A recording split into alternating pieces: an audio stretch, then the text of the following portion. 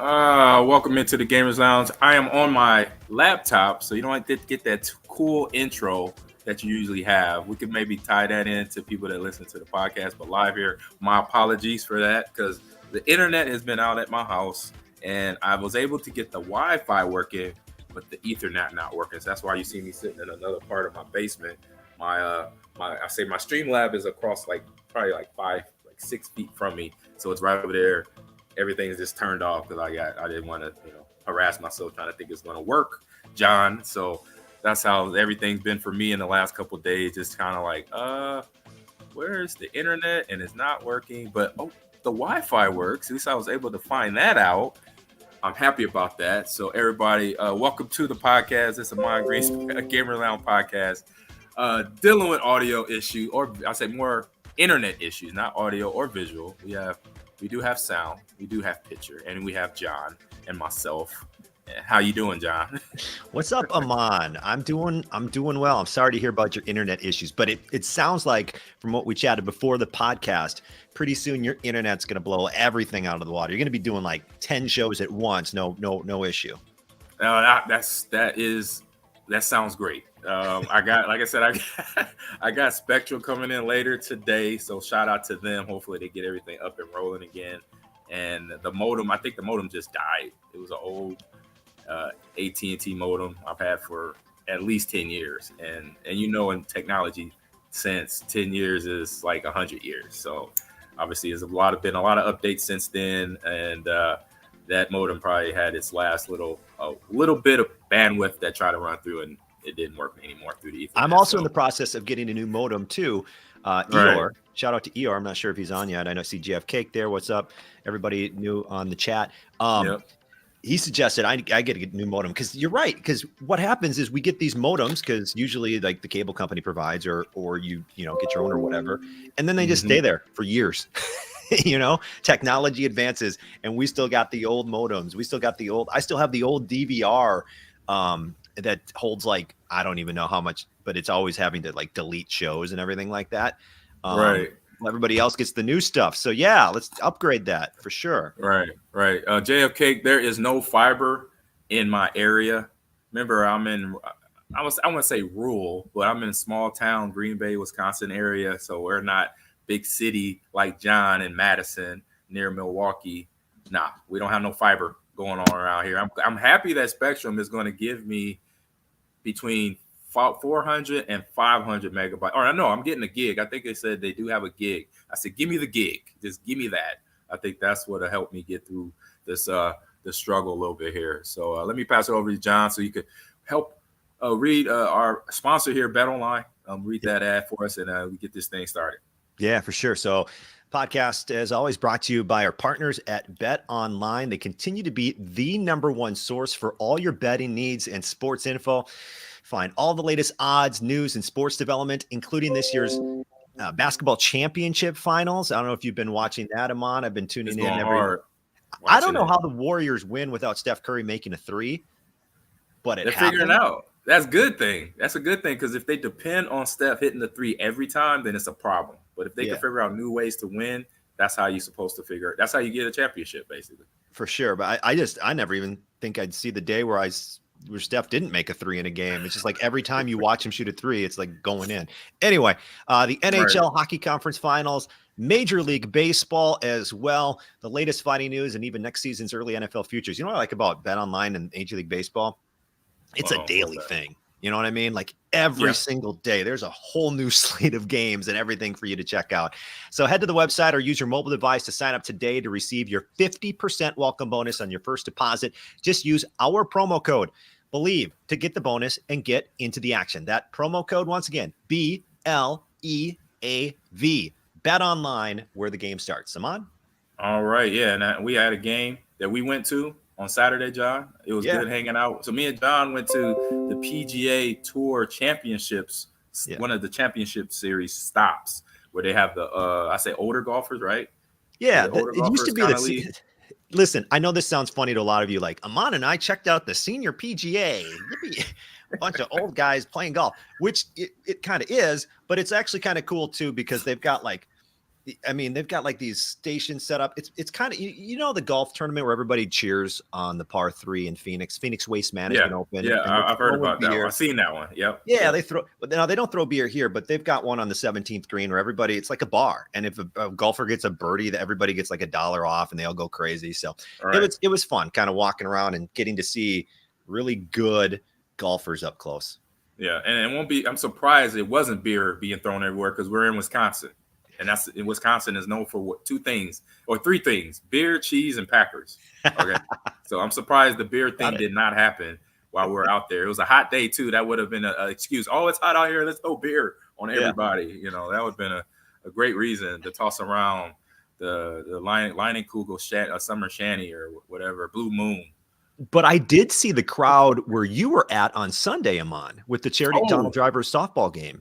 Yeah, I had a fun time. So myself, some of my former teammates, guys, a few of them I hadn't seen in like 20 years. Basil Mitchell, he was a running back with me when I got traded here, and we were in training camp together in 2000. I hadn't seen him since 2000, so it was cool. Some of the newer retirees like Jermichael Finley, James Jones, they were there, and of course Donald, it was his event. And then a good friend and big time prankster. When we bring in our guests, I want to try to see if we could set something with him. I know she'd be the person to probably help out a gaming event with this knucklehead, Brett Favre. He's a big time prankster, but a pretty good softball player too. He only hit the ball once, and then he was out of. He was like that. You see this guy? You see that bat symbol right behind me? Yeah. He was like in and out like Batman. Like he came in, hit the ball, was gone. He was like, where'd he go? He had one at bat, and then he left. He was gone. That's how he does it, you know. And it was no surprise. He's done other things like preseason games where he played the first half and then he was out. He was even in the building in the state for the second half of preseason game. Are you serious? He would leave the state.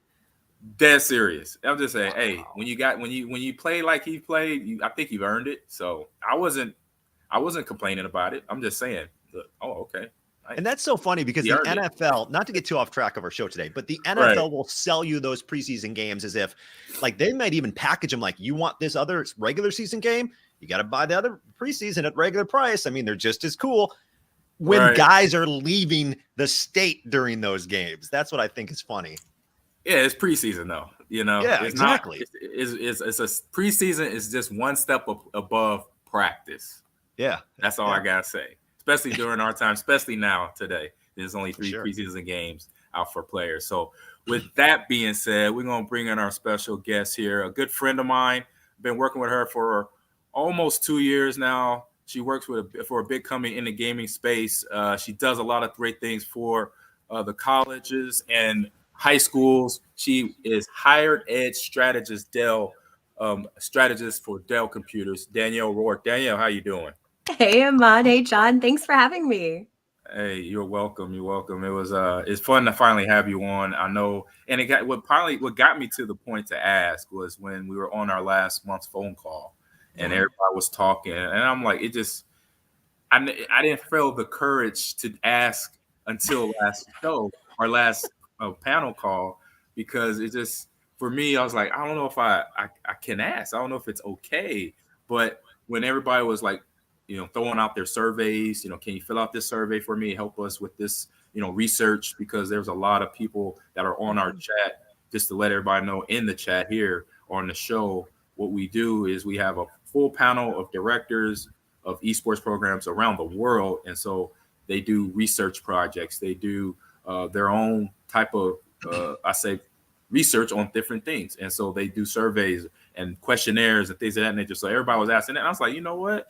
I think I could jump in now. So I type Bub. That's how we got Bubble on, John, last week. And then I asked Danielle too. So I'm gonna ask next call or next call next month. I'll jump on the call again. And hey, can you come on? You got 11 o'clock Central Standard Time open. We have people over in London too. I know that jump on the call. So that's gonna be an interesting conversation, just to try to line it up with time zones and everything. So yeah. Got Danielle and John. I know you have a few questions for her. Oh, no. I almost forgot. I got it. I always start the questioning. Almost forgot because I'm kind of still like, all right, where am I sitting here? All right, I'm sitting in this part of my basement. So Danielle, first question that we always ask everybody on the podcast here is a gaming question, of course. So what is your gaming origin story? What was the game? How old were you? And who was it that brought you that game? Was your mom, dad, uncle, brother, cousin, neighbor that got you playing video games? Yeah, I love this question, and it's such a good way to start. And I think you guys might actually get a kick out of it, because I was thinking about, okay, what was the first game that I remember playing? And so I was about 5, I think, 4 or 5 years old. And I had an older brother who was 11 years older than me. And I remember very distinctly getting up on Christmas morning, because we always did like some of our gifts on Christmas Eve and some of our gifts on Christmas morning. And we had gotten, that was like the year that my brother got a Nintendo, like the original old school Nintendo. And so I got up, I was excited to go open stockings and do all of that. And it was like 6 a.m. And I went and knocked on my brother's bedroom door, and he was like, no. Come in here and play. We'll let mom and dad sleep in a little bit. So that was very nice. But I actually had to go look up the name, because I had the images in my head, but it was Tecmo Bowl for the NES. I don't know if you guys remember that.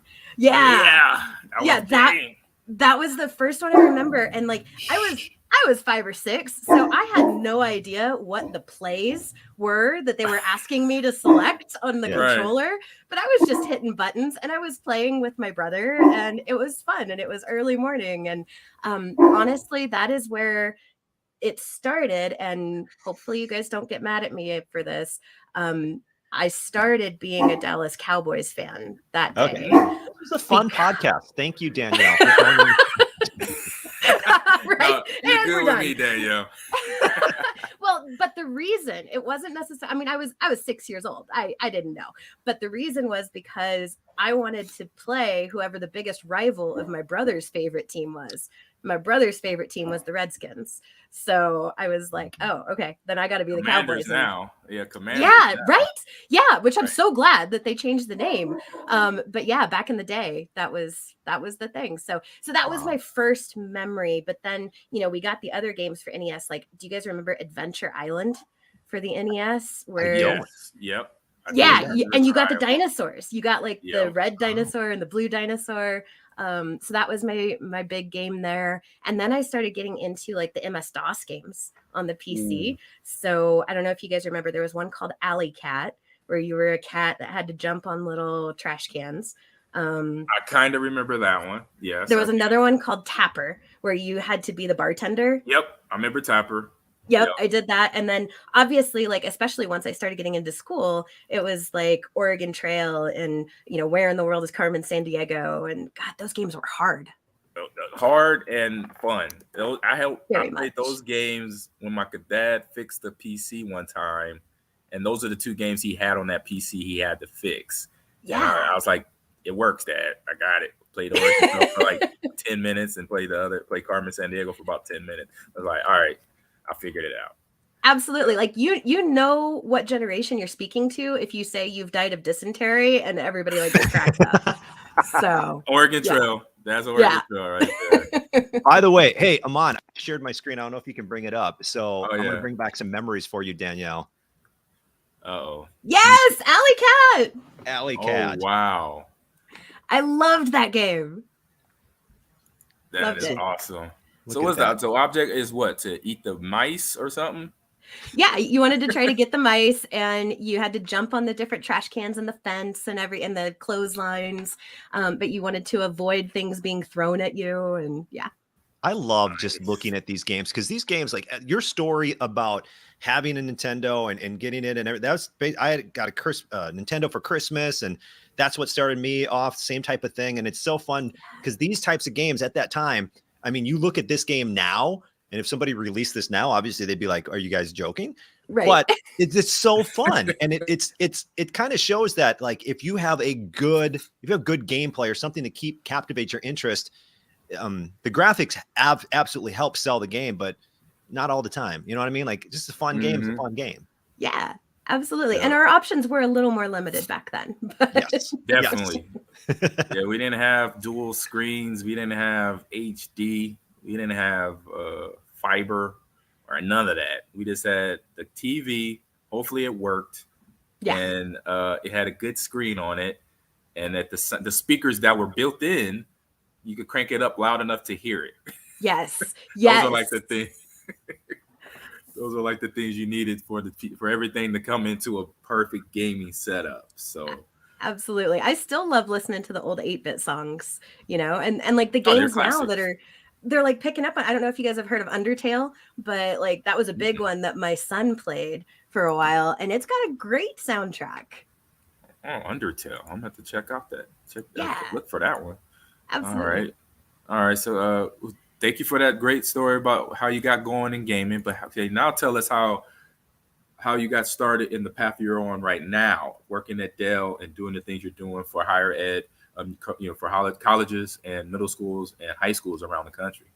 Yeah, absolutely. It's one of the things that I talk to students about a lot is that your career does not have to be a ladder. In fact, like most people, it is not a straight line. It is, I love the 100%. term like career matrix or career lattice instead of a ladder, because you go so many different places. Like I never would have imagined that this is where I ended up.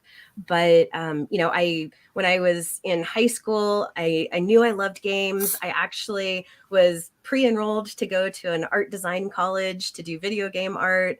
And then life took over. Like, I had things happen in my life. I had my son. I decided to switch career fields. So, went to school for computer programming and for just different things like that. Got jobs in tech. So I did everything really in software. I was a tester, a project manager, a systems analyst, a business analyst, a development manager, a program director, an assistant director. So I did a ton of different things within the software development lifecycle at a variety of different companies and different industries, the food industry, accounting, things like that. But, I always kind of held on to that passion for gaming, but it was always a hobby. And I kind of thought that my ship had sailed to be involved in gaming. But then I started working for the University of Colorado Boulder. I was an IT director there, working on like online learning management systems, partnerships with Coursera to do innovative programs, the student portal to make students' lives easier to get to different systems. And never thought I'd leave academia, but then I actually had some contacts here at Dell reach out to me and say, hey, we actually have an education strategy team that works with hundreds of colleges and universities and school districts across the country and the globe to help bring technology and to help, highlight what are the innovations that are going on in education and where is the education industry and world going and what do students need from technology. So I was like, okay, that sounds like a really cool opportunity. So, and that's how you and I met, Ahman, because I cover, like my particular territory that I cover to be a consultant for higher education institutions is most of the Rocky Mountains in the Midwest. I live in Colorado, but I get to cover Wisconsin, which was so cool, and get to work with you there at your school. But then I also have this amazing side job of being the gaming and esports subject matter expert for our team, mostly because I remember playing games like Tapper and Alley Cat. Right. Yeah. It's been around for a bit, but I have this incredible opportunity to speak to folks like you, to work with students, to work with colleges and universities, help them see that gaming and esports is so much more like it is a community builder. It absolutely is fun. It is exciting. It is a place for students to find their tribe, but it's also so much more than that. It's career pathways, it's learning global competencies, it's getting jobs, doing academic research to help make sure that the athletes and the companies that are sponsoring events are making things healthy and sustainable. So never would have thought I would have gotten here, and I thought my chance at getting in gaming was done, but I love the curveballs that life throws you. Yeah, yeah. And then with the curveballs, you just got to make sure you hit them right. And you did. Yeah. Good job. Good job. Thanks, Ahman. Thank you. Yeah, so that's interesting, Danielle. You said you never expected that you were going to be on this path that you're on now. And I thought, did you mention you wanted to design video game artwork, or what exactly were you thinking you might be doing? Yeah, when I was in high school, so one of my favorite games of all time was, and still is to this day, Diablo. And so It's a lot in the I mean, chat that like Diablo. I know that. yeah, That's yeah. it. And I was, I was immersed. I played it with my friends. We did the LAN parties and everything. And so I really wanted to be a cinematics person for Blizzard because I thought that they just had the absolute best cinematics in the entire game industry, especially while I was growing up. And I had an interest in art. I don't get to do it as much as I used to, but love painting and drawing and sculpting. And so, yeah, got enrolled at one of the art institutes actually, right before I was about to leave high school, and then life switched. So you roll with the punches. Yeah, you do. You do. I know, John, you got a couple questions here for Danielle. A couple more questions, I'll say. Uh-oh. John, your audio. We got. I can see him. I can see him. There we go. We got you. Uh-oh. No, you're going now. How about now? Now, you're good. Okay. All right. I'll jump in real quick while this is working. Girls Who Game. Can you tell us about that program and how did Girls Who Game start? Yeah, absolutely. And I don't know if we can put a link maybe in the Twitch chat for it while I'm talking. I'll get that pulled up. But Girls Who Game is this incredible program that was really started by my amazing colleague Katina Popolkas in Canada. And it was because she was going around to different gaming and esports events and seeing the awesome learning and the excitement, but not seeing a whole lot of girls. And if she would see a girl, she would ask them and say, hey, where are your friends? Like, why are you the only one here? And a lot of the time she would get, well, they didn't feel comfortable. They thought this was a boy thing. They, et cetera. And so, she started looking in and doing more research about it and found out, a lot of, frankly, kind of sad statistics in that, there are so many openings in STEM, but, only like less than 50% of the workforce in STEM is females. And many of those girls, especially Indigenous girls, ethnic girls, inner city girls, like they haven't had a chance to have any role models or to see anybody that's been a woman in technology. And so that kind of got the brain going, and Katina is amazing. She comes up with fantastic ideas. And so we started the Girls Who Game program in partnership with Dell and Microsoft and Intel. And so it's this fantastic program that really goes off of three main pillars. One is a girl-centric community, giving them that space to have friends and mentors and people that look like them, sound like them, but are females in technology and that love gaming and that think it's cool.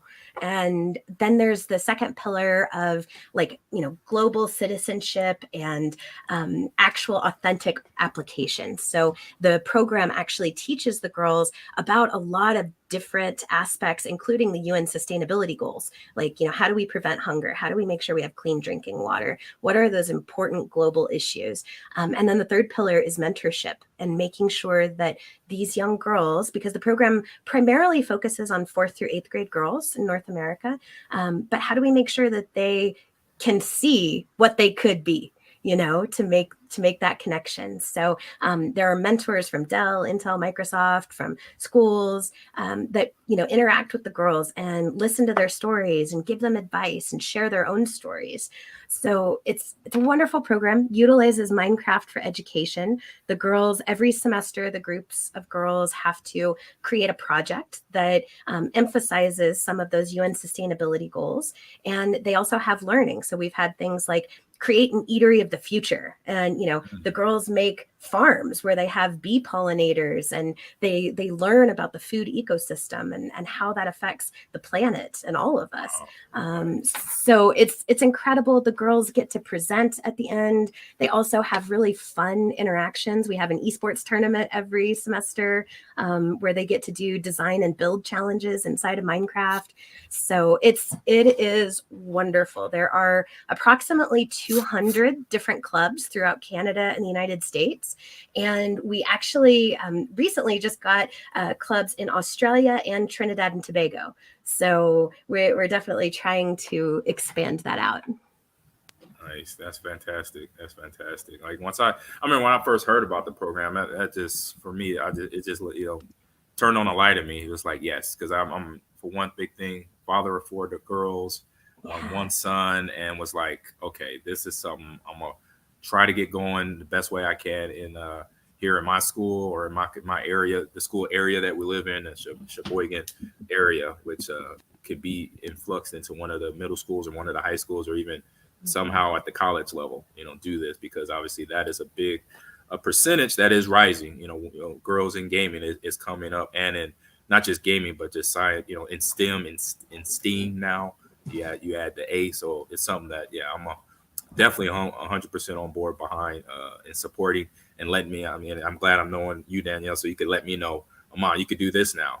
Get this information out to young ladies about what the space has for them where they could be, where they could find stuff they could do themselves. So great job there. Absolutely. It's so important. And having that allyship too from male identifying people like you, like John, like a lot of the allies that we have that speak to the clubs. It's so important because sometimes, especially at that age, girls are recognizing, oh, there's a difference between male and female gender roles and, things like that. And so having those allies that are male identifying that are like, yes, we want you here. We want you to do this. We want you to be in technology. We support you. Let's do this together. That is just so empowering for the girls too. So I really appreciate you guys in your position there. Mm-hmm. Mm-hmm. So go, John. You got Yeah. it. Can you guys hear me? Yep, Yeah. we got you. Okay. So I was just going to ask. So you mentioned 4th through 8th graders. Why is it important for that age group, 4th through 8th graders? And then a side question to that as well. So how does one get involved? I have a soon to be 4th grader this upcoming school year. How do you get involved with the Girls Who Game program? Yeah, absolutely. So first off, why it's so important, because a lot of the research, if you go out, there's multiple research sources that actually show that girls are interested in being doctors, scientists, astronauts, everything up until about that 4th grade age range, the 9-10 years old. And then they're getting so much influence from societal pressures or from cultural expectations. I mean, like, I don't know if you guys have seen that meme where it's like, or the image at least, that the lady is like, yeah, I put the NASA t-shirt in the girls section at Target. Yes, I did, because they should be encouraged to do that. So, just even things that simple, kids are like sponges. They're absorbing that all the time. And Ahman, I'm sure with your 4 daughters, you've felt that too, that there's so many just different influences coming at them through the media and through commercials and everything, that they really are kind of at that critical juncture where they're deciding what's appropriate for them and what's not. And we saw, according to the research, 4th through 8th grade was where a lot of those decisions were made, and a lot of those kind of subconscious patterns were developed in girls. So that's part of why 4th through 8th grade. Yeah. And for myself too, as a parent, I would basically, when I'm watching practice for my girls, if it was football practice, or not football, but track practice, or just coming into class and watching class, go. And then after that, they'll come home, we would talk about what happened at practice or at school. And I'm like, no, you can do this, you could, push a little harder. They're going to be, I'd rather I'll be tough on you. So then once you get out to practice or out to school, it's a lot easier, because they're going to they're going to ask you questions that are going to make you feel uncomfortable. They might ask you to do things that you don't really know, but don't be scared not to do it. Be like, yeah, I'll do it. I might mess up, but it's okay. That's how you get better at it. And that's how you build the confidence to do things out there that, like you said, young ladies get nervous about because they're the only one in the building sometimes. Mm-hmm. So. Absolutely. No, I totally agree with that. And, having that support there is so critical. So, John, you also asked, how do you get involved? Right. On that webpage that you were sharing there, there's an email address actually, and it's pretty simple. It's just girls who game, with capital letters at Dell.com. And so if you send an email to that address, it actually goes to our group. We also have Ann Skinner, who's our amazing program manager for it. We also have a couple of other of my colleagues, Dr. Kendall Latham and Carrie Warnock, who really facilitate the United States clubs. that whole group, they will get that message if you send it to girlswhogame@dell.com and say, hey, I'm interested in bringing this to my school, like, or I'm a teacher, or I'm a CTE director, or I'm just, a parent who wants to help out and get girls more involved. Mm-hmm. That would be a perfect place to start. And then we'll reach out to you and see what we can get going.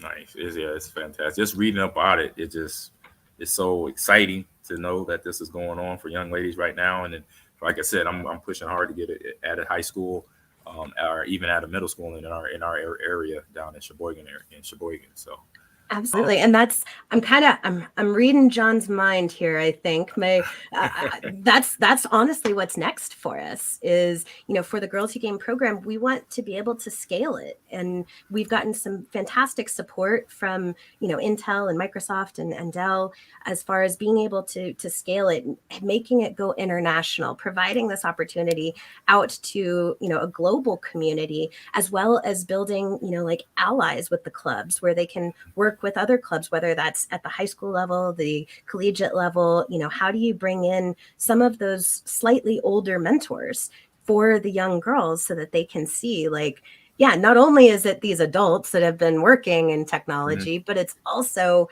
people that are just a little bit older than me who are going to high school and going to college. So that's where we see it going next, is like, how do we pull in, females and female identifying people in the collegiate space to be mentors, to be coaches, to be, friends, and, kind of like, big sisters almost to these young girls who are already going down this path and just need that encouragement to stay on it. Okay, nice. Yeah, and that's it is encouragement. And it's encouragement. It keeps the ball rolling. So where do you see Girls Who Game in 5 years from now? Where you see it going, ascending to? Like my crystal ball. Tough question. Right? Yeah. It's probably a tough question.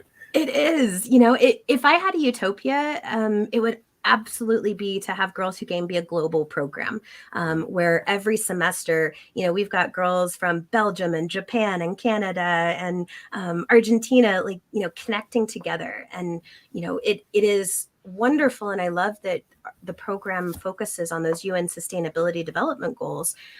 But wouldn't it be amazing to also take that global citizenship, one step further and actually connect those girls together and help those girls who are in, Sheboygan learn that, hey, I can be best friends with some girls in Japan because we like some of the same stuff and we can play in Minecraft together. Oh, that'd be awesome. 100%. That would be awesome. I mean, and that's just another experience that you give young humans, if they're 10, 11 and they're experiencing going to Japan or interacting with people from Japan or down in South America or Africa, Australia, that is at 10 years old.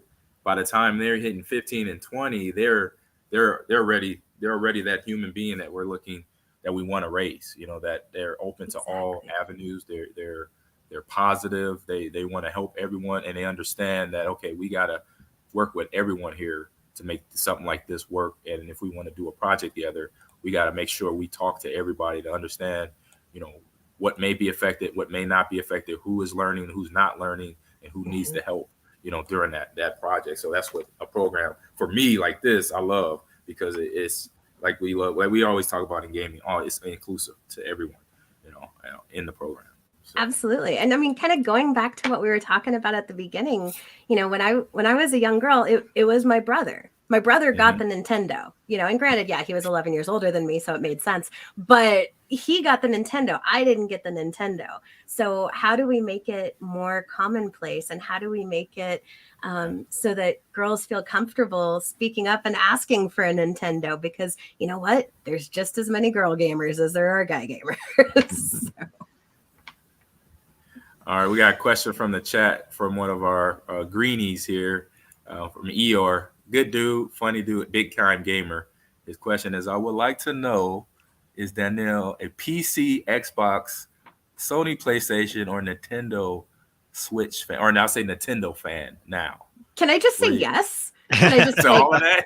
All of it? Yeah. I mean, so let's see. Obviously PC gaming, because, I work for Dell. Alienware is the the primo PC gaming brand. I absolutely love my Alienware desktop and game on it as much as I can. Grew up with a lot of those PC games. I will say that once I had my son and I started working full time and, all of that kind of came in, I had less time for PC games. So I got really into Xbox and PlayStation. And so, I love the things that Xbox does with their accessibility controllers, really making sure that everyone can game and that, all kids, all gamers have a chance to be a part of the game, no matter any of the challenges that they may be facing in life. So I love what Xbox is doing there. I think Xbox is really leading the way, especially like with the recent announcements about Game Pass being on Samsung TVs.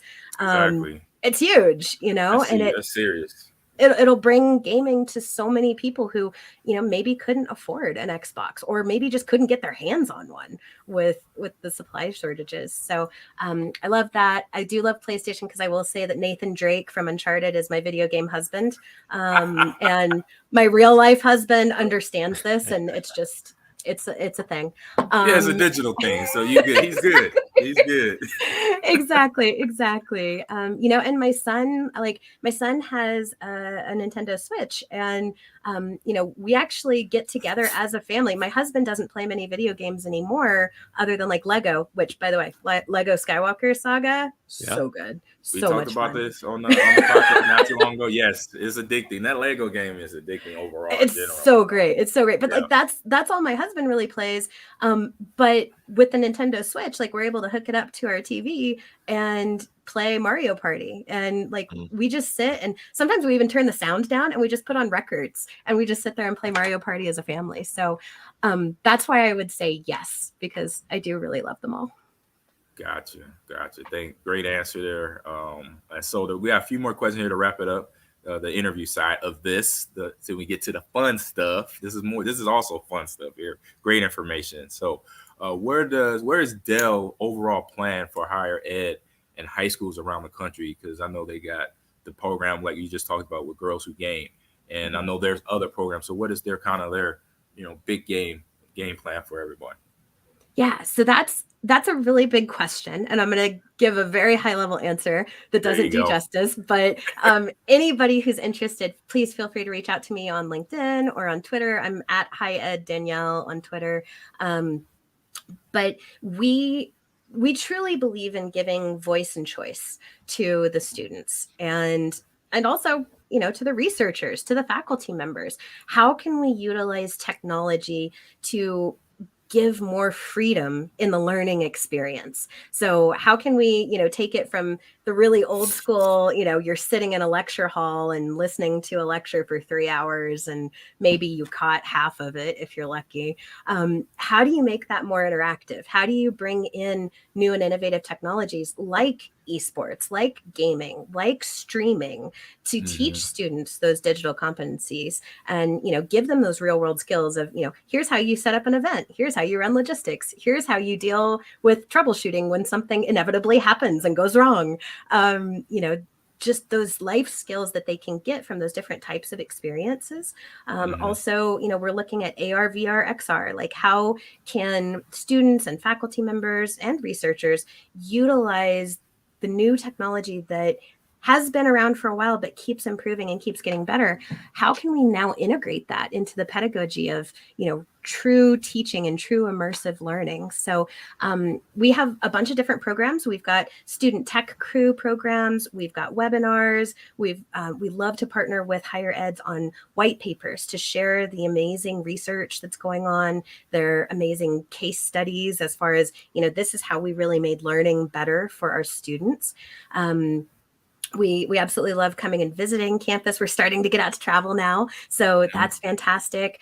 We want to make sure that we can help be mediators, translators, connectors of educators and technology, whether that's within Dell and the researchers and the fellows that we have here doing that research and creating those new technologies, or whether that is, our partners and the other institutions that we work with. How can we just connect everybody together so that we can have a better ecosystem as far as using technology in education? So, I'd probably just wrap that up by saying one of the things that we say about our team is that our education strategy team at Dell is the team of, we've never done that before, but let's try it. Let's figure it out.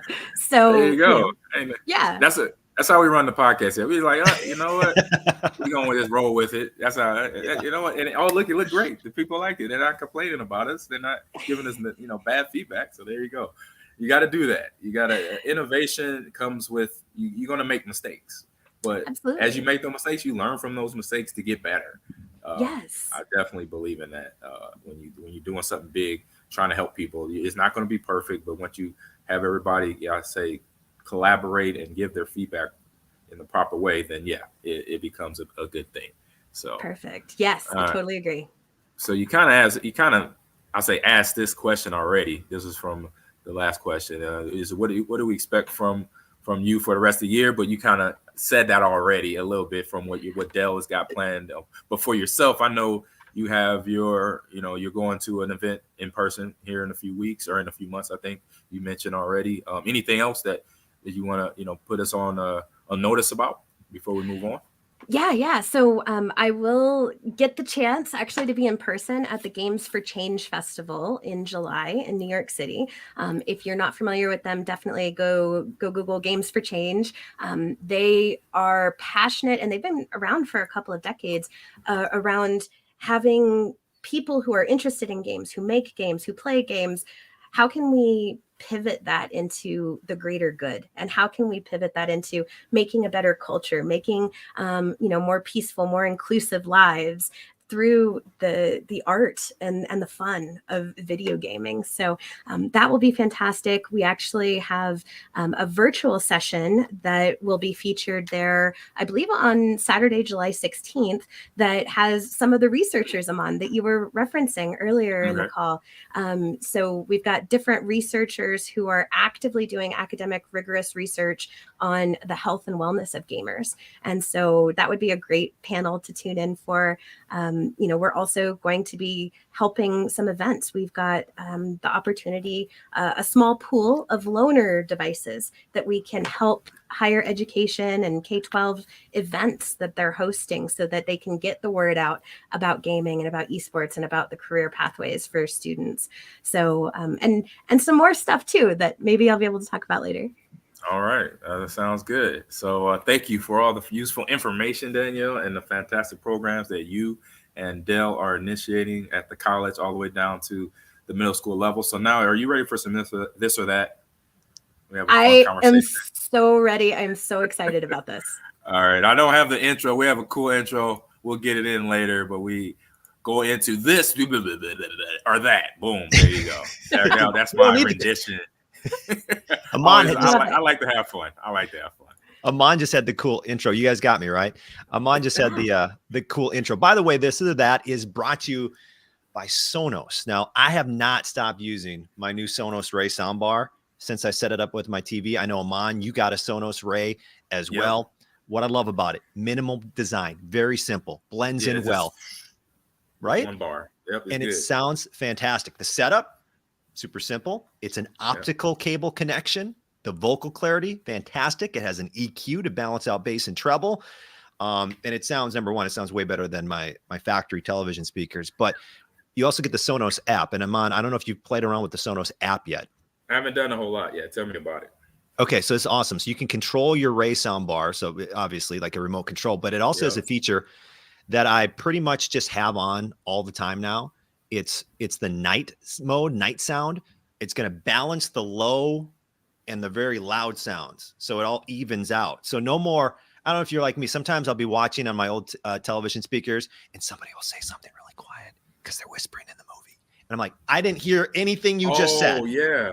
But with this night mode, nice. It's going to balance, going to make that a little bit more even to everything that you've been watching. So that is just constantly on for me. And then it also like gets rid of, like you're watching a scene, it might be a whisper scene. And then the next scene is like blaring loud music. Yeah, you go down. So no more of that. I love that. But you can visit Sonos.com and shop Ray right now. Sonos.com. Ahman, I know you love the soundbar. You're going to hook it up. We'll talk more about it again next week. Sonos.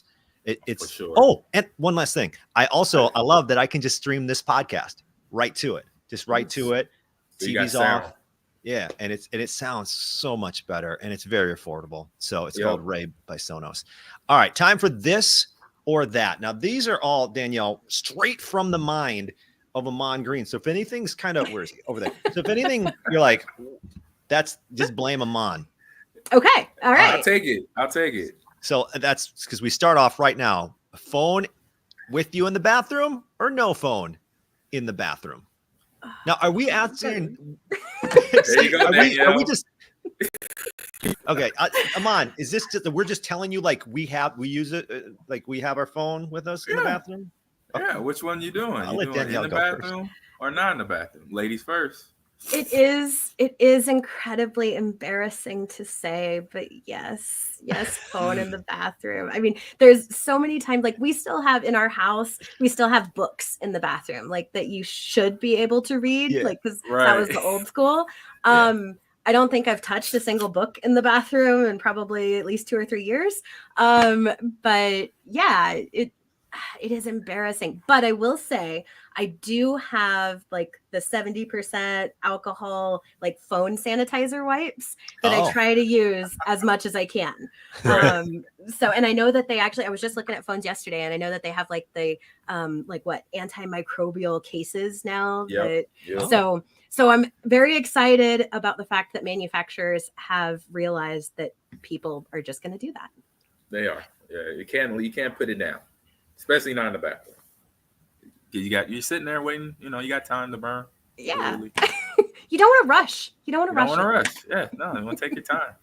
Check out Instagram real quick. Play a game. You know. And we got Eeyore. It says phone, yes.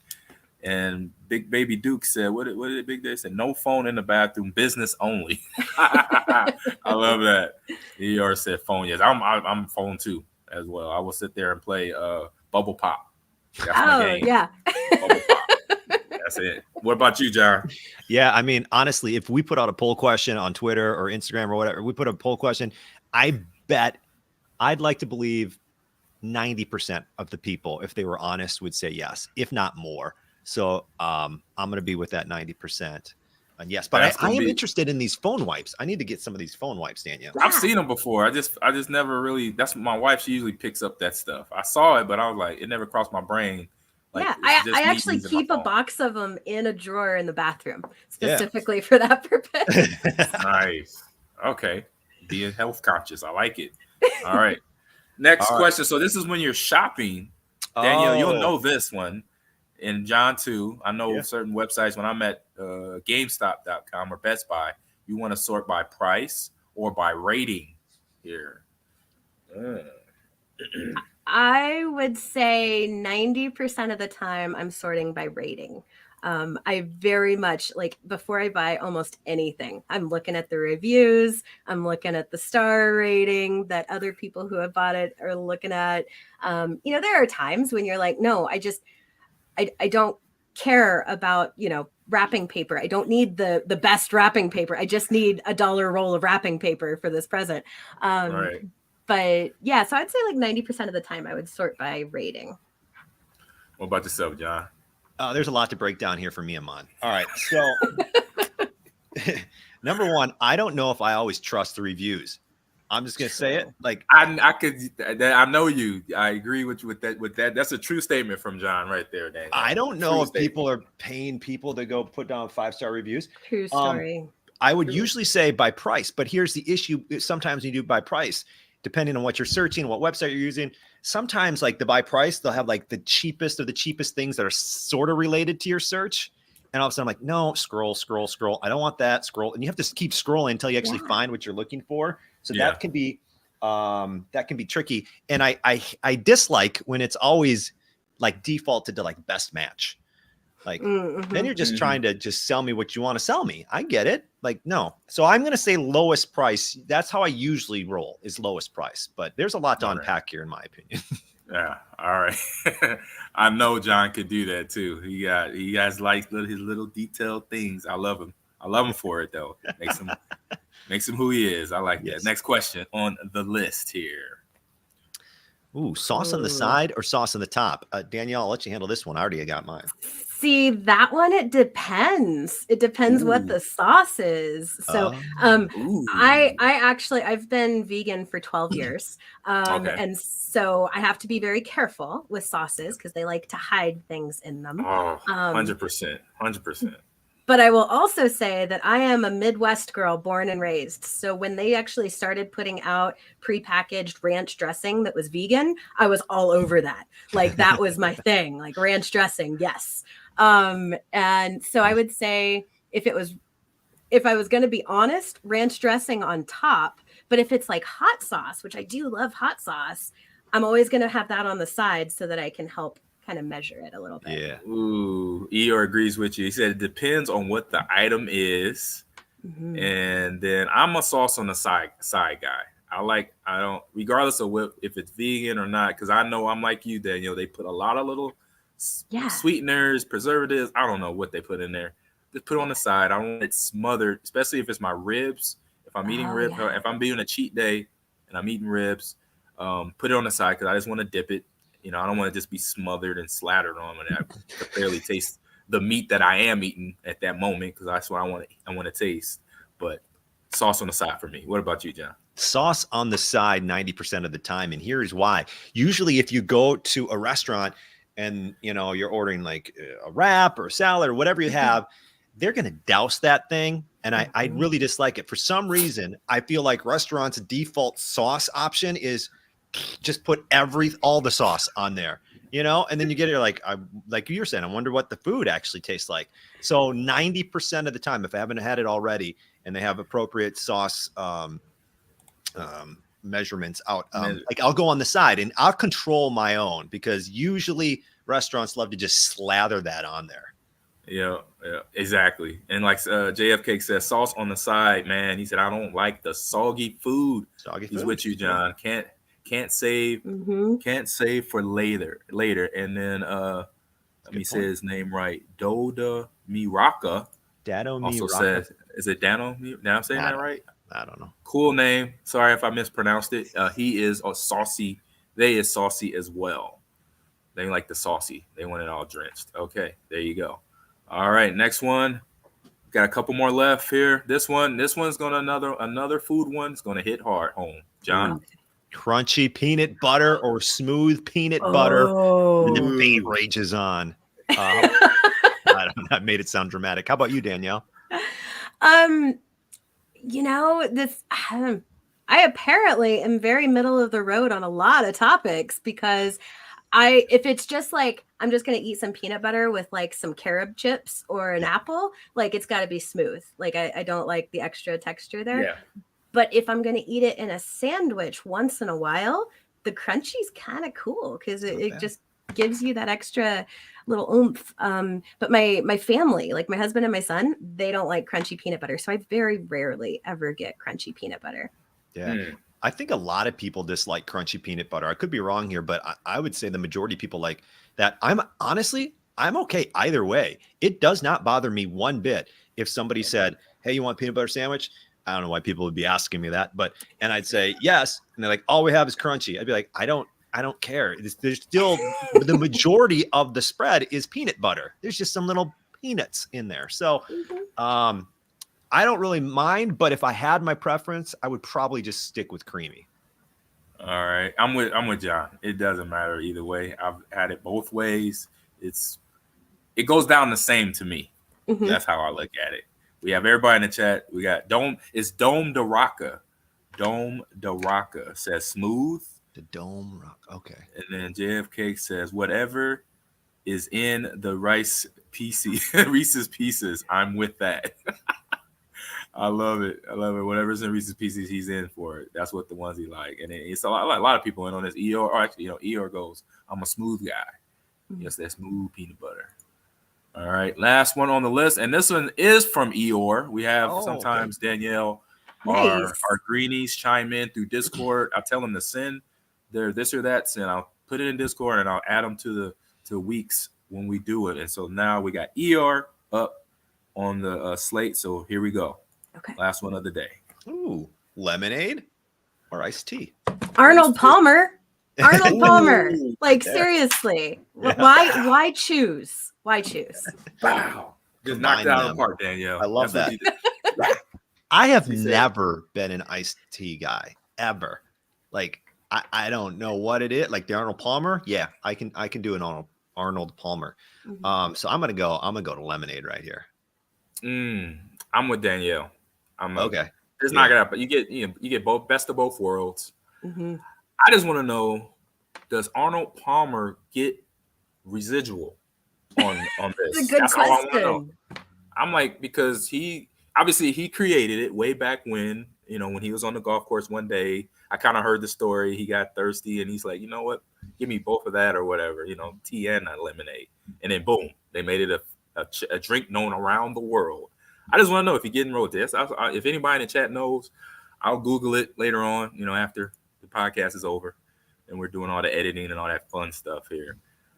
In the chat, or no, did everybody in? So John, you gave your answer, right? Yeah. Okay. By the way, I don't know, but I do know Arnold Palmer. Like, you ever see those at the store? Like, they have iced tea cans. Yes. Yeah. Yep. It's got I've a seen signature on it. Yeah. Yeah. So you'd think with Yep. the signature that yes, he would be. Yeah. Yes, indeed. Yes, indeed. All right, we're done with this or that. Danielle don't have the fun sounds, but we're about to. Oh, we don't have an intro for quick news bites, but we're about to go into that real quick here, and we're talking about stuff from last week. We had. Let me get the screen working. Hold on, I'm hitting buttons I'm not supposed to be hitting. There we go. At the bottom, there we go. We had Game Fest going on last week, and there was some big games talk. I say for me, I'll just make it real quick. So Game Fest games that I'm excited for is I think it's a developer. I can't remember the developer. I remember the game Callisto Protocol. And it was, I believe, the developers behind Dead Space, which I have all in this little, you see this little right here, this little shelf of games right here. I have all the Dead Space games in there. So I'm like, yes. I will definitely look forward to Callisto Protocol. I don't think it comes out to the first quarter of 2023. And then Gotham Knights. As you see, I got the Batman thing up behind me.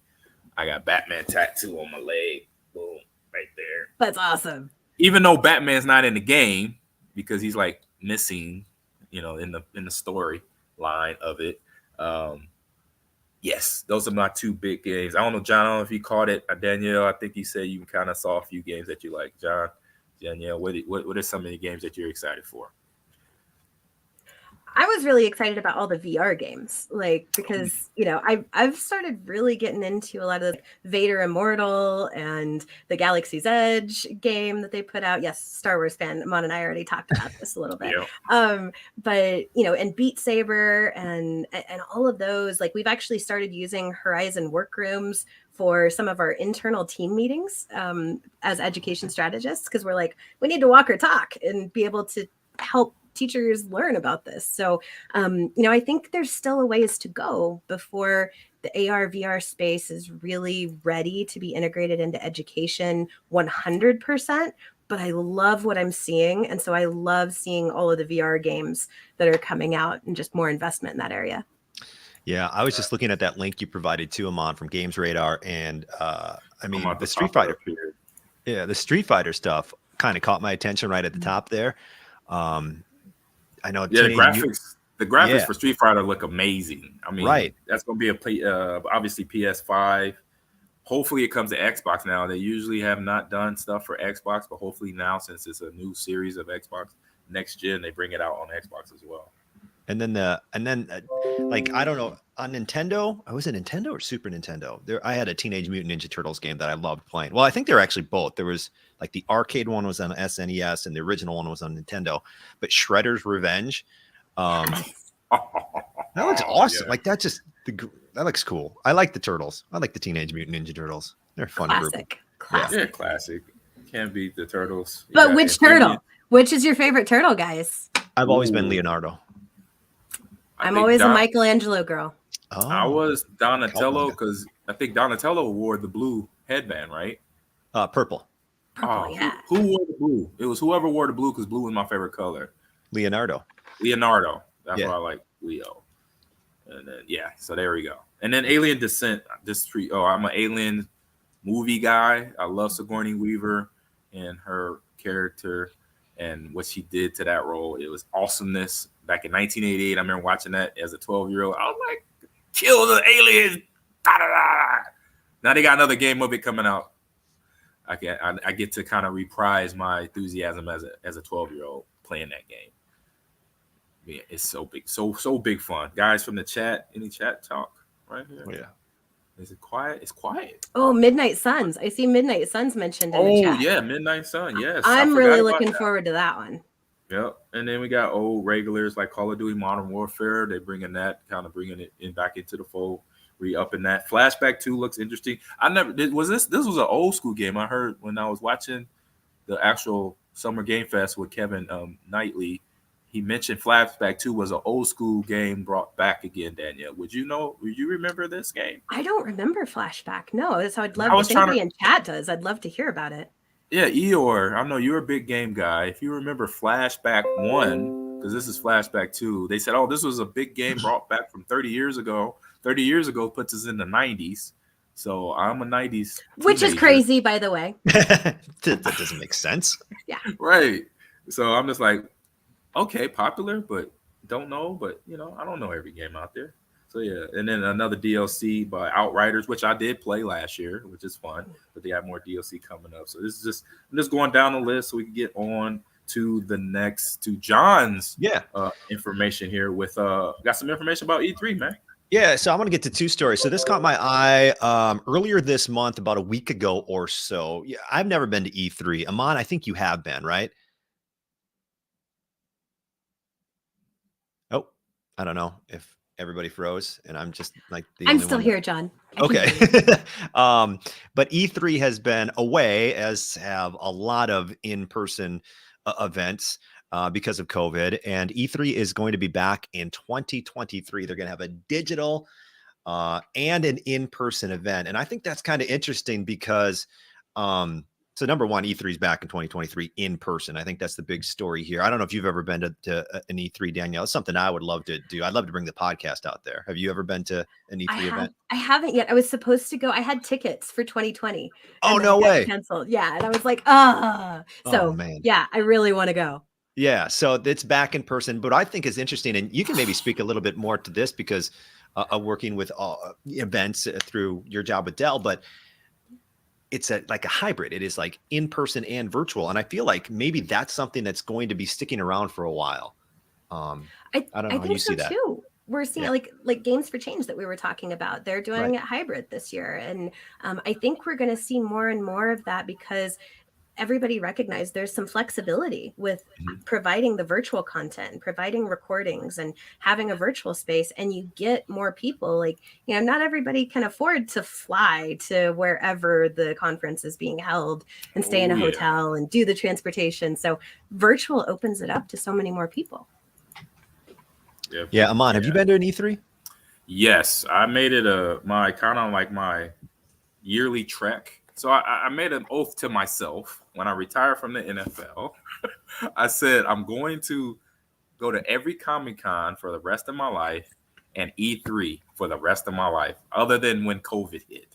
I was like, that's the only thing that kept me from keeping on my streak. So I was 7 years in a row for both up until COVID at that time. And it is fun. And yes, it is an expense. So it's definitely something that you have to plan for in the budget, the yearly budget, because it's E3 is in Los Angeles, Comic-Con is in San Diego, it's California. They know people are coming in, so that means hotel rates will go up. The only good thing that you find at a good price is food. You have the food trucks that come in for E3. They have a food truck courtyard little area, which is awesome. They have from vegan stuff to ice cream to burgers to ribs to Asian cuisine that is infused with Latin culture. It's amazing. But yeah, it's something that you definitely, if you haven't experienced, and Danielle, I can't wait till you do, and hopefully I'm there too, so we can hang out together. Yeah, maybe we can play that new Street Fighter game. Yes, because that Street Fighter game, I was like, I'm a fan of it. I just don't like it because I get my butt kicked every time I play it. My friend, everybody else I know knows how to play that game but me. I'm like, how do I not know how to play this game? I know how to kick and punch, but I just don't know the combinations to put together. Yeah. That's my problem. Yeah. See, I was always either Guile or T-Hawk or Blanca. Like those were my characters. So yeah. Same there. And then my other quick hitting news bite, guys, and Ahman, I think you would appreciate this. And this was also announced, I believe, earlier this month. But we haven't been able to talk about it yet. John Madden will grace the cover of Madden NFL 23. First time on the cover since the year 2000. And I think when we talked about Madden's passing, Ahman, we kind of talked about, like, I think somebody mentioned, like, well, he has to be on the cover, or maybe it was just talk online. And I think that's the right move. Put Madden on the cover. I mean, that's the way to go for this year for sure. It is. I mean, it's something like, for me as a fan, I don't see why not be on every year. I mean, because there's always a debate or vote, from a player athlete, and everybody don't like this fan or this player on there. He's on there already, stuff like that. I'm like, just put the guy whose name is on it. And then you don't even have that debate. You don't have that argument.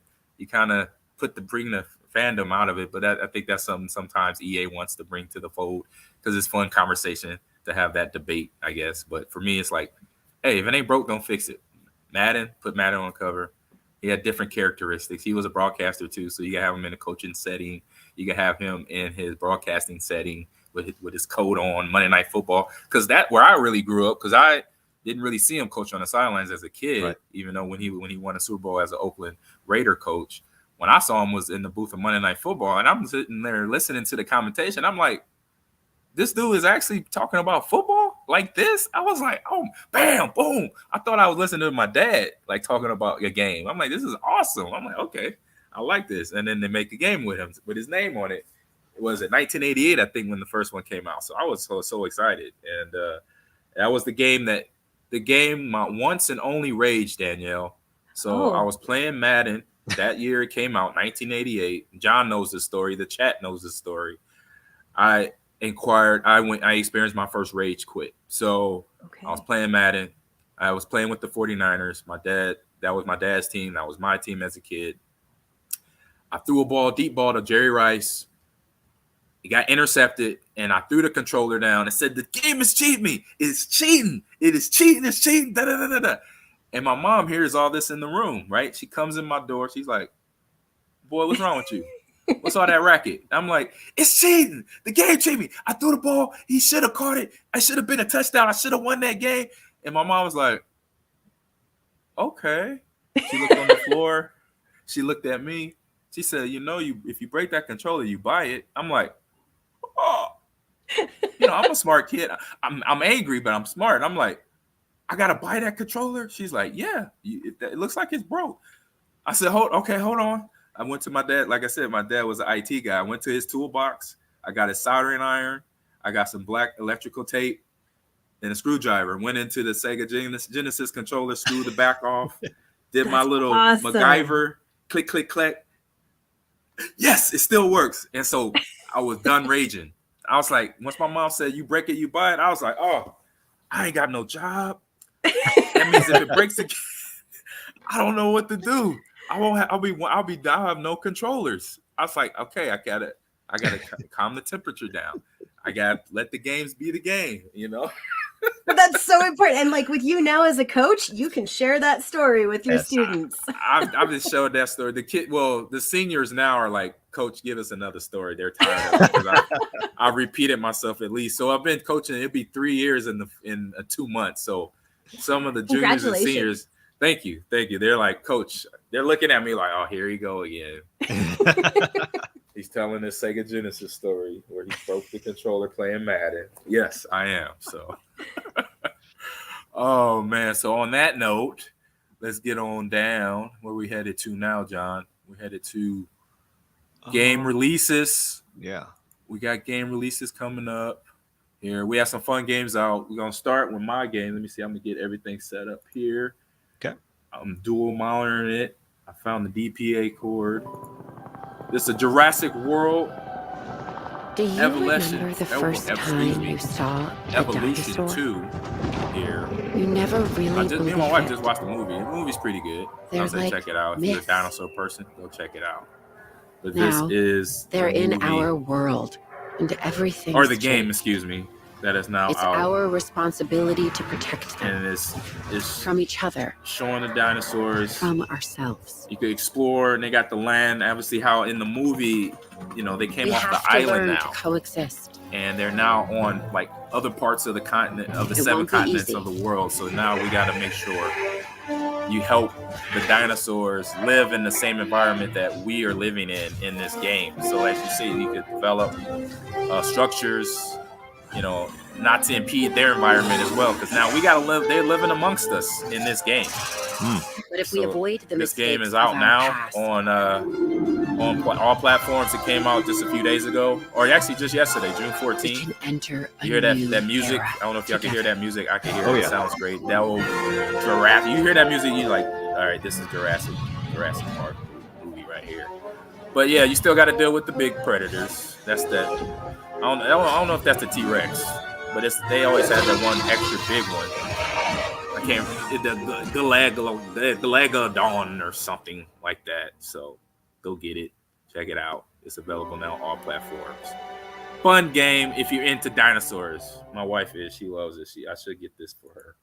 Stop gaming. We should check it out. I should get it for her. I don't know if she'll play it though. She was like, "Why you buy this? I love them, but I don't love them that much." You buy it for her and you say, "I want to watch you play." I'll bet you she'll play. Yeah. That's why I put the pressure on her. I put a little bit of pressure on her. And so, hold on. Let me get set up for the next game here. It's a fun one. A racing game that I found that was in the game releases of the week. But let me give me a little time here. Get set up here. Here we go. Boom. This one is called, let me pause it. It's moving. The video was still going. And stop moving video. You like the commentation. All right, here we go. It is called Red Out 2. And I never played Red Out 1, but I think this is pretty cool. Looks like F-Zero. That's on Switch. It is a high-speed racing game here, futuristic racing game, anti-gravity racing. Oh boy. Light speed, fast, stunning, futuristic graphics, and it's on all platforms, especially PS4, PS5. You can check this out. You can build out, customize, as you see right there. And like I said, kind of like F-Zero. You remember F-Zero on I think that was on N64? Yeah. Or something like that. You can check it out. It's one of these games where it will test your driving skills. I love the speed of this game, Ahman. The speed of this game is one of those games where you just constantly, like, your eyes are open constantly. You're like, don't nobody talk to me right now. Like it's all your attention is on that game. Right, you got to have focus. Yes. It reminds me a little bit of Jet Moto. Do you guys remember Jet Moto for like the original PlayStation? Ooh, yes. I remember Jet Moto. Yeah, there was a heaven and a hell like level where like you'd start off in heaven and it was all like beautiful angelic music, and then you'd go down into the hell portion of the level and it was heavy metal and it was great. I loved it. Ooh, yeah. That sounds fun. I remember Jet Moto. I only played it a few times, but I do remember it. Chat saying right. it has a real F-Zero feel. Yeah. It does. It does. Yeah. Real serious F-Zero feel. From the way the ships are designed, kind of like the jet look type build on it, and then the speed of it, the pace, like you said, John, the fast pace of it too. So, John, we got your games. I got your game ready and go here. First one up, I think, is with Starship Troopers. Starship Troopers. So the way I pick my video game releases is I look at the list, and without not much knowledge going forward into the game, sometimes I do. I just pick the ones that I think sound awesome. You can forget Starship Troopers, but Starship Troopers, Great movie, by the way, the first one. Exactly. Terrain Command it's like a traditional real-time strategy game set in the Starship Troopers universe. You take command of the mobile infantry, and you go to war against these spider things. And so it stays true to kind of like, the whole idea of Starship Troopers. But I don't know, like this thing, it just piqued my interest because Starship Troopers is still one of those kind of cult classics that a lot of people remember that movie. And so I picked this one. I don't know what to think about it yet. Like it looks fine. Looks fun. What do you guys think? Yeah, it's that real-time strategy setup where you basically kind of you give your troops the command and they just go fight, and then hopefully you see who survives from it, pretty much. Yeah. So that's my first game. My other game release of the week. I don't know anything about Autonauts. Do you guys know what about Autonauts? Okay, so this is a new one for me. I like the look of it though. Okay, so Autonauts is going to get a console version. It's something that was been on PC, major success on PC. It's kind of obviously you see this, but now PlayStation, Xbox, and Switch owners are going to get a chance to experience it themselves. So Autonauts is the way it's described on Steam is you must build, create, and automate. Start by establishing a colony, crafting bots, and teaching them via Scratch-style programming to build an ever-evolving autonomous paradise of agriculture, industry, and enlightenment. So you're kind of writing like these, like it says, Scratch-style programming to just automate different things, I guess. And so I had never heard of it going into this week, but what I really like is this idea that kids are going to have, and now with PlayStation, Xbox, and Switch, kind of like an introduction, I guess, for lack of a better word, to coding. Yeah. Scratch is such a great tool. Like we did a project with Legends of Learning. I don't know if you guys have heard of that organization based out of Florida, but they're awesome. They're so cool. And every spring and fall, they host a game design challenge. And so like this spring, like we were one of the sponsors for it. And the kids just make these incredible games. And a lot of them use Scratch. It is such a good tool to get them introduced to coding. That's so okay. Cool. So explain. I've heard of Scratch before. Explain that again. Yeah, it is a tool, and I haven't played in it as much as I've wanted to, but it's a platform and a tool that is pretty easy for teachers and students to get into, and you're really like using blocks of code. So rather than kind of like what we were talking about in the pre-show, like, where you have one line of code and it all goes haywire if you don't have the right period somewhere. It has blocks that the kids can put together and create a game or create a function or how the game is supposed to work. Is it a side scroller? Is there a map? When you click here, what happens? So it's just a really nice way for students to get into the world of coding. Oh, okay. And it makes it a lot easier because obviously they're getting tricked. Oh, we're having fun. Da, da, da, da, da, and then boom. Before you know exactly. It's like hiding your vegetables in a smoothie, Bam. Bam. That's it right there. That's it, Danielle. That is, as a parent, you got to know that trick. Oh, yeah. That trick. So now we're headed to the one fun part of the show now because it's even more fun because we're talking about current shows that are going on in all these streaming apps from Disney Plus to Netflix that we are watching now. So we're talking about Obi-Wan Kenobi, episode 3 from last week, and Stranger Things, episode 5. So we're going to start with Obi-Wan first. Here, let me make sure I got everything ready to go, which I do. I'm just making one more edit here, and then I'm going to run the video here. Bring that down. Boom. Got that at the bottom. And here we go. Where the screen is at. Boom. So episode 4 is up. 4, yeah. So we have, in the start of episode 4, I believe it's now, Obi-Wan, he's already had it, the previous episode, episode 4, he had the fight with Darth Vader. So now he is basically got to go find Princess Leia and rescue her. So now in this standpoint of, he's like, okay, I almost got burned up. He's got to do this to go get Princess Leia. And for me, it's like, okay, he hasn't been fighting for 10 years. So where is I want to see where is the Jedi level skills at right now, because they kind of been dormant because he's been in hiding. So that's kind of, and I don't think he's going to be obviously at the top level where Vader's at, because Vader has been doing his thing for the last 10 years and escalating his his I say Sith power now among hunting more Jedis and disseminating the rest of the Jedi race. So that's kind of where I'm at on this. Yeah. So a couple of things that stood out to me about this episode, and I can't wait for the one that just got released today on Disney Plus, and we'll talk about that next week. And by the way, spoiler alerts if anyone is listening here. Yeah, spoiler alert. Let y'all know right now. You're right. So seeing how much of the powers he still has of the Force, like there was the window or whatever was cracking, and he's trying to fight the water off, and you could tell like how intense it was for him to just stop that. I don't know if that kind of signaled that he's still getting better or learning how to get all this. But he's getting stronger slowly, getting stronger by each episode. Yeah. But the thing that stood out to me, third sister, man, in this episode, like she was evil.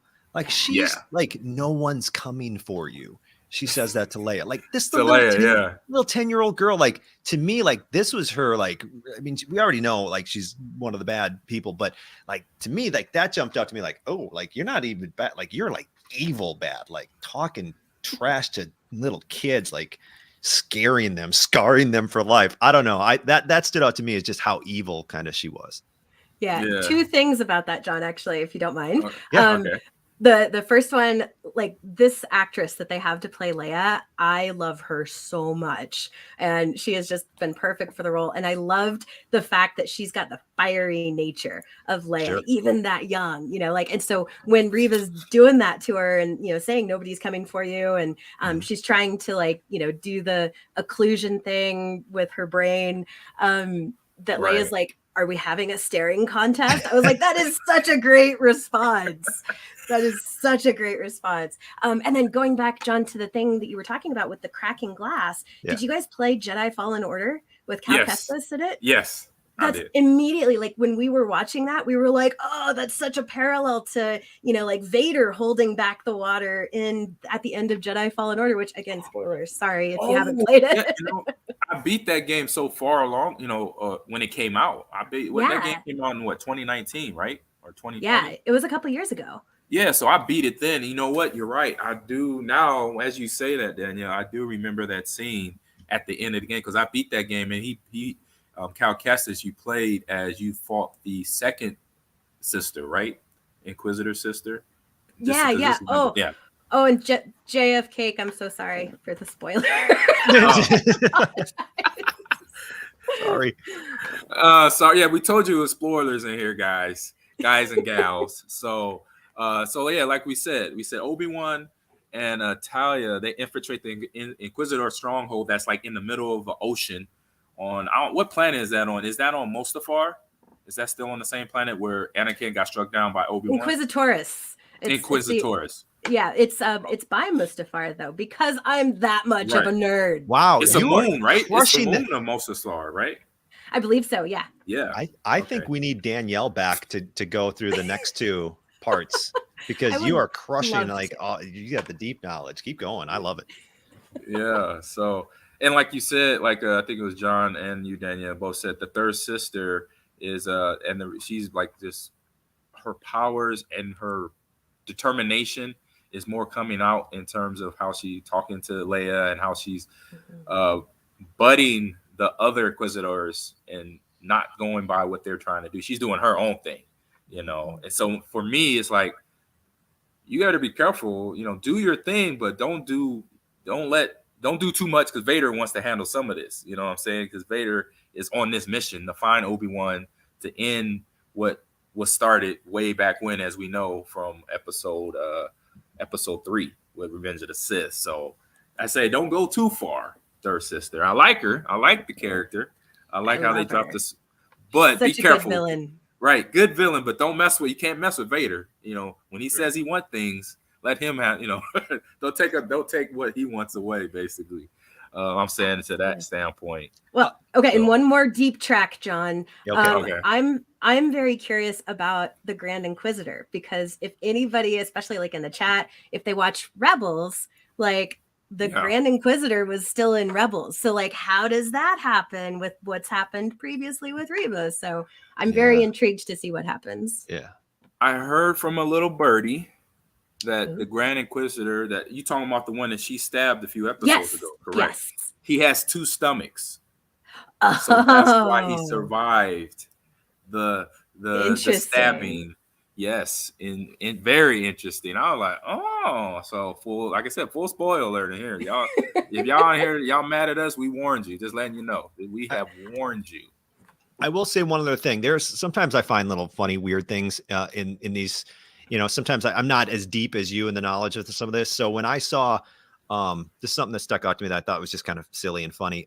When they're trying to sneak Leia out, and she's like under Kenobi's like robe, like that's the equivalent of like 2 kids, That was one on bad, top though, of the yes. other one, walking around like no one's gonna notice. Oh, what was that? It was a cartoon movie that did something like that, and then I'm like, that's bad. I was like, come on. I'm like, come I was on, like, no are we one's gonna seeing notice this in a that. Lucasfilm? Are we really seeing this in a Lucasfilm? But it did. It worked. They made it to the ship. They made it without a fight, but they made it. They made it most of the way. Most of the way, yeah. I was like, okay, they're really walking past. They don't see this. Nothing to see here. Nothing to see here. Nothing to see here. Oh my God. Anybody, what's the chat talking about? Oh, it says, here we go. Big B says, oh, that's like the Austin Powers and Mini-Me moment right there, I guess. Okay, yeah. With the walking along there. Alarms going off by Eeyore. Or he drops in there in the chat. So are we any more comments on that episode from you two? No, I'm just going to be disappointed because I know I've got 2 weeks of this left. Like, I just want this thing to keep going. Gotcha. And we get so spoiled, by the way, as viewers. Like, they gave us 6 episodes of basically a huge, super long movie. I'm like, but I want more. Like, come on. That is today. So real quick, John, predictions. The path for the Jedis is balance. The path for the Sith is envy and greed. So you got to be careful there. All right. Gotta be careful. So real quick, we'll move on to Stranger Things. What's predictions for next episode that it will be on tonight? Predictions. I don't know. I'm not sure. I'm not sure what to. I'm just enjoying the ride I'm on. All right, enjoying the ride, Danielle. I have to be careful because I've seen. Oh, you already got it going for today. I did. Yeah. So. Oh, gotcha. But I love what's going on, and honestly, like, I love Robin this season. I love Eddie this season. I love Steve. Was not a fan of Steve in the first season, but man, he has become one of my favorite characters. So absolutely love it. Okay. All right. So with that being said, we'll switch over to Stranger Things. So yeah, Steve, when you really look at, because we went back, me and my wife, she wanted to, we started watching season 4, and I said, you know what, let's watch season 4 first, and then I'll fill in any gaps for you, and I did. So we started back to season 1 and watched them all the way, and we finished last night, and so I was able to see some things, and noticing, like you mentioned, Steve has earned his stripes. Oh yeah. Steve has literally, watching season 2, from season 2, he didn't literally got his butt kicked. Like, he's been punched in the face several times by people from the United States and Russia. Okay. Steve, if they, how the Hellfire group team, Dustin and Lucas and them, they got to have their rules. Hey, I'm like, look, Steve is in. He don't need to have don't ask him no question. He didn't get punched in the face repeatedly several times to keep all 4 of y'all alive. So you better give him all full cred to being in the Hellfire group here. He's like classic Kirk, good looking, but is really good at getting punched. Right. Yeah, it was just interesting. So episode 5, let me read that up bleeding. the quick synopsis of it here. So as it starts off, you saw, Argyle, who I love, played by Eduardo Franco. They're driving the van. They have the agent who saved their lives he's quickly bleeding out in the van. That's what we're watching here. And you got Jonathan, you got Mike and Will and your Eduardo or Argyle. They're trying to find out what's going on. Why was the house attacked by these different, you got U.S. Army people coming in attacking the undercover U.S. people, and then you see Paul Rasner's character, who I still don't trust because of aliens. We already know what he did to Ripley. He lied to Ripley to get her back on a spaceship. So he always got a little thing he's got a thorn in my side. Whenever he's in a sci-fi film, I'm be like, I know not to trust his character. Just saying. I'm just putting it out there. That's all. So that's kind of what I'm just catching you guys up where we are. So there, he has 11. He's telling her, oh yeah, we could bring your powers back because we know you lost them, and we can help you with all that. So just give everybody, kind of where everything is at when come episode 5. So where is your first reactions to this? We're gonna start with Danielle. What's your first reaction to episode 5 here of Stranger Things? Oh, it's it's definitely interesting because a lot of the previous seasons, they've all been together. They've all been working together as a team. And this season, they're often their own separate groups. And especially 11, like she's by herself and she's having to face all of this by herself. But at least she does have like those memories and those experiences with her friends to kind of keep her strong while she's going through all of this. So I think that's cool. I thought this particular scene, there was a really interesting dichotomy there from the earlier episodes where she was not fitting in, she was getting made fun of, she was getting bullied. And now she's walking into this facility and, Paul Reiser's character is like, you're kind of a celebrity. Like, and, so it's just a totally different environment where, she has these different experiences. So I thought that was really interesting. My first reaction, agreed. like I talked about earlier on these episodes, like they have these, like that shootout was in episode 4, I think it was, with the agents. At the end of it. Mm-hmm. Like that was so intense. Like one shot, like it was like, ooh, Stranger Things. Look at this scene. This is a cool scene. And then that bleeding was intense, man. Like they started with like intense, like realistic bleeding. Like, oh my God, this guy's dying. I thought that was really, really cool. Paul Reiser. Like, I don't know whether to trust him. Like you're saying, like he leads her to this guy, Papa, or whatever his real name is. It's Papa. Yeah, we don't know his name. We just know 11. Papa. He's basically tricking 11 to go. He's trusting this guy, who I don't know if he's trustworthy either. So I thought that was kind of creepy of Paul Reiser. I think in this episode too, is Hopper have his speech about being in Vietnam? Yes. Yeah. And you forget about that because it doesn't really get real. They brought that up in like when he first got brought in. I think way back in season 1. You just knew that, okay, he was ex-military. That's all they said. They don't, in 2 and 3, you don't really hear or see about it. No. But now, as I followed up with it and watched all the other episodes, you see his military training come out and how he executes things, not just him being a cop. Right. And it also gives some background to his character that we didn't really previously understand, and kind of his path as to the things that he has had to endure. So I thought that was really cool. I thought that was really, really well done. Okay. And David Harbour's just crushing it this season. Like he's had a couple monologues and I mean, he's just, he's in a gulag, right? But he's still being awesome. Yeah. Yep. Exactly. So this go ahead, John. There's one other thing that kind of stood out to me is where did I write it down? So Winona Ryder and I'm forgetting the names right now. They're with Yuri or Joyce. She's Joyce. Joyce. Murray. You talking about the guy that Joyce. plays Murray? Yeah. Okay, so once again, this is just me like straying away from storylines and everything when I'm watching a movie or a TV show. Like, okay, so we're surviving plane crashes now. Is that what we're doing? Like it was a legit plane crash where you could tell they could survive. The trees broke their landing. They were there slowed down by some of the evergreens in the Russian forest there or Alaskan forest. I can't remember if they were coming back. No, they were going there. I don't know where they're going. They were going there. They're going to They were going to Russia. So they're in Russia. Yeah. I think that's believable. Well, I mean, listen, and then somebody's going to point out, dude, you're watching Stranger Things. There's monsters. That's not very believable either. Demons and things like that. So I don't know. I just those types of little things I always pick up on. I'm like, oh, okay, so we're surviving plane crashes. Good to know. Right. But yeah, I don't know whether to trust Paul Reiser. That's kind of the biggest thing I got out of that.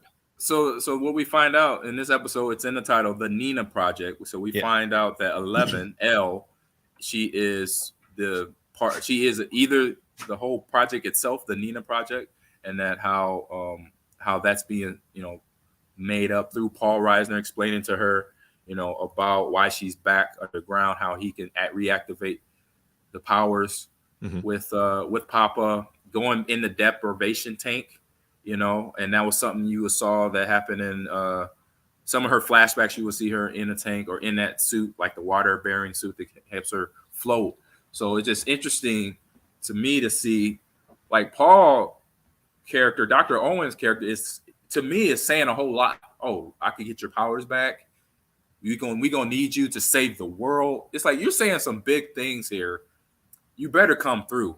Because we already know, like I said, I watched the last 3 seasons again, and really the main derivative or the main person, the main shot caller is 11, is L. If she's not there, there's no Hellfire, there's no Hawkins, all of them are gone. So he's better be right in knowing that he could activate her powers back. That's my question. That was my thing at the beginning, at the end of, or right at the beginning of this Nina Project episode. What about you two here?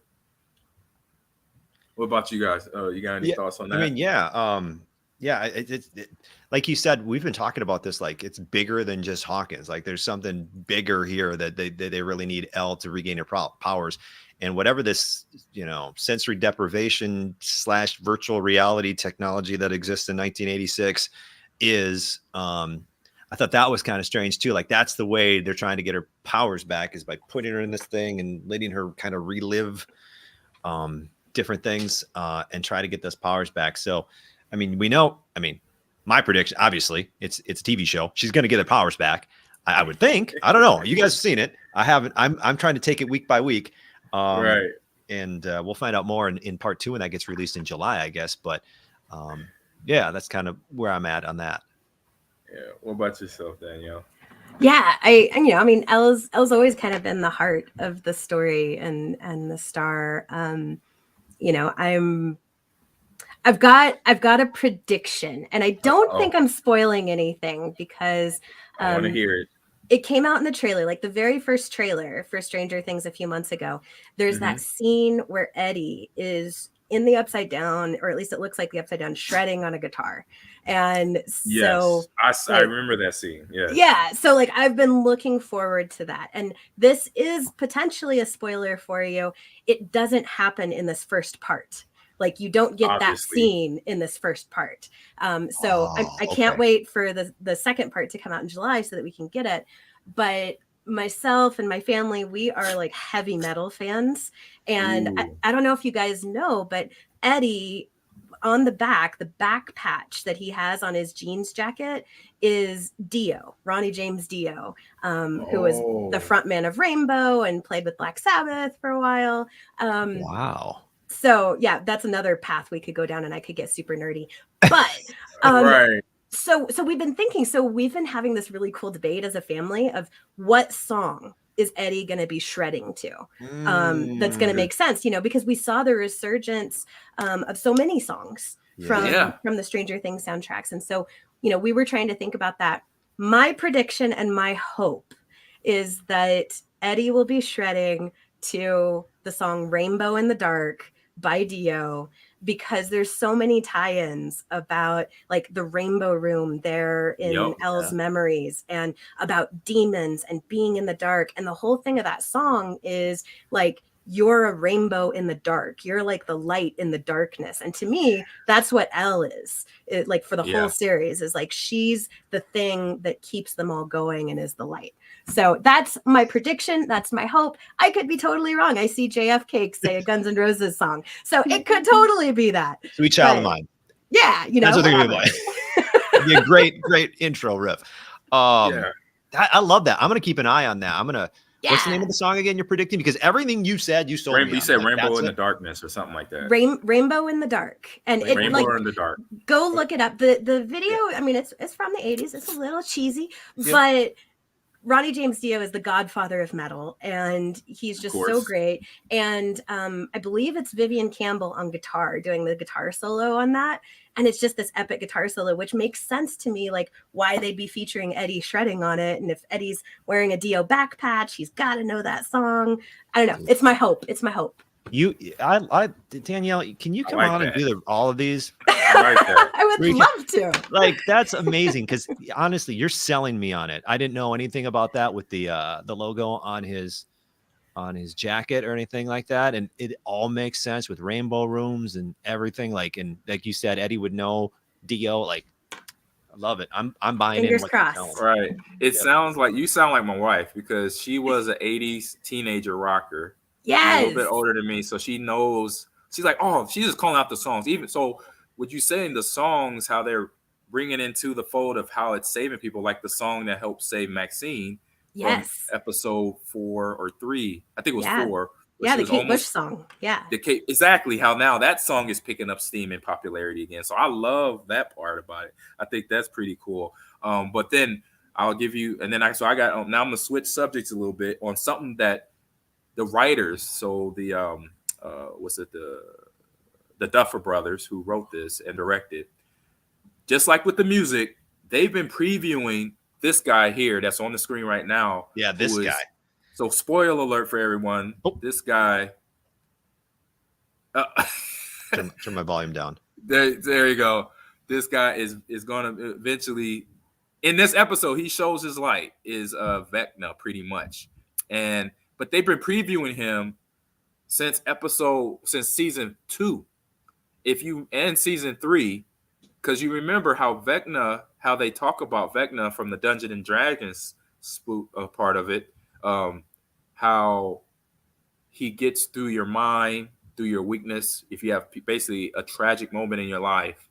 And every season if you go back and look, you'll see everybody that was possessed or everybody that was killed by somebody from the upside down or something from the upside down. They had that same problem going on where they was having headaches. They was season stuff like Will, like Billy. And Billy's the main one because you saw at the season in season 3 where he almost looks like Vecna because all the little technicals go in him to kill him. And that's how they present Vecna now. He's all the technicals are basically reaching out, looking for more people that he can kill through their weakness brain of their tragic moment in their life that brings them, to him easier because he could sniff you out a lot faster. So you could come back now. I was listening anyway. Oh, okay. I think they just done a good job with that.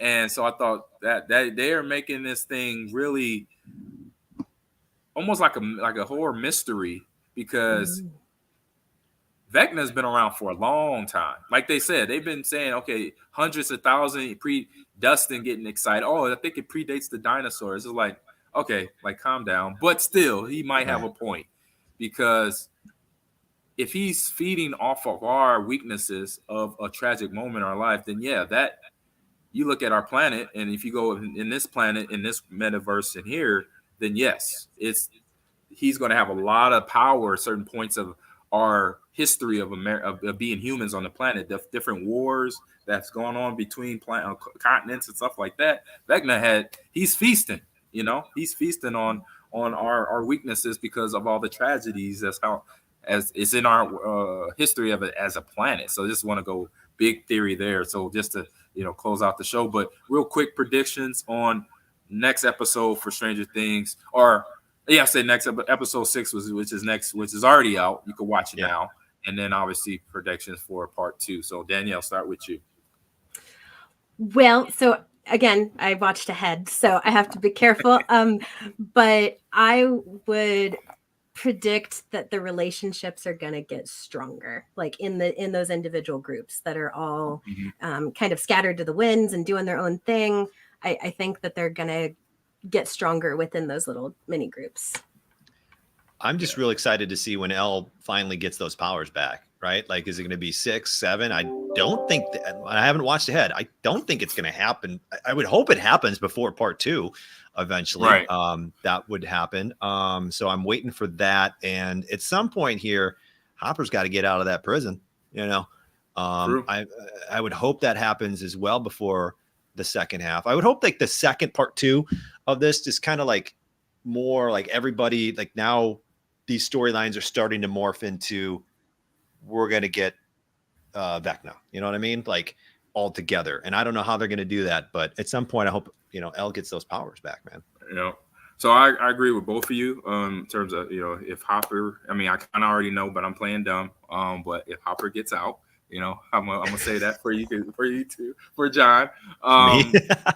I'm definitely seeing. I can't wait to see the battle between Elle and Vecna. When she's at full power, because we already know what she could do. When she gets to that level, she is on. I'll be like, hey, if we play a metaverse game, I want to see her and Vader go at it. I just want to see who got more force powers at it.